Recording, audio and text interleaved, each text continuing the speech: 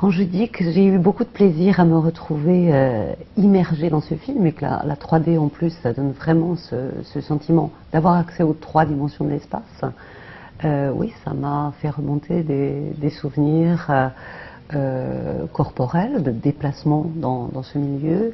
Les images de la Terre, les images de la station, la façon dont on se déplace, la lenteur, la façon de déplacer les objets ou que les objets se déplacent autour de vous, parfois les pertes de prise de référence parce qu'on se trouve justement dans cette 3e dimension, ce sont des vraies choses qu'on ressent pendant une mission et ce sont des choses qu'on voit dans ce film. Je crois qu'une chose qui est bien visible au départ, c'est la nécessité de calculer chacun de ses gestes, d'une précision. Parce que, bien évidemment, surtout dans une sortie extravéhiculaire, il y a des risques pour soi-même si on n'a pas l'amarrage qui permet d'être toujours accroché à la station. Si on a un objet dans la main qu'on va laisser échapper, il devient un satellite avec sa vitesse de satellisation que vous n'allez pas récupérer, en dehors du petit fauteuil de Georges Clooney qui a ses propulsions. Donc ça c'est bien représenté.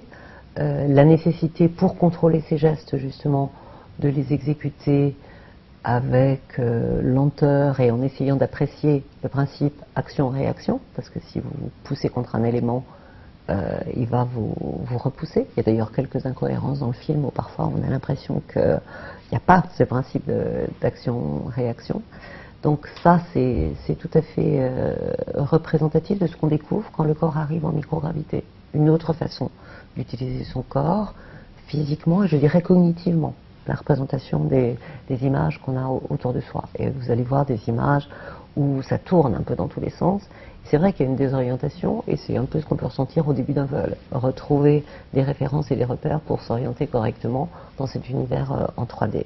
Quand on est dans un environnement comme ça, complexe, hostile par rapport à des environnements plus quotidiens, professionnellement ou autres, il n'y a pas d'autre choix que de réussir. Il n'y a pas d'autre choix que de trouver la solution. C'est quelque chose que j'ai appris pendant ces missions spatiales et qui m'aide aujourd'hui dans mon métier. C'est de se dire qu'il faut toujours essayer de s'orienter l'esprit vers trouver la solution et pas simplement répertorier les problèmes ou se cacher derrière des problèmes qu'on pense insolubles. Toujours essayer de trouver la solution seul, en équipage, en contact avec d'autres, mais même seul, on a beaucoup de ressources.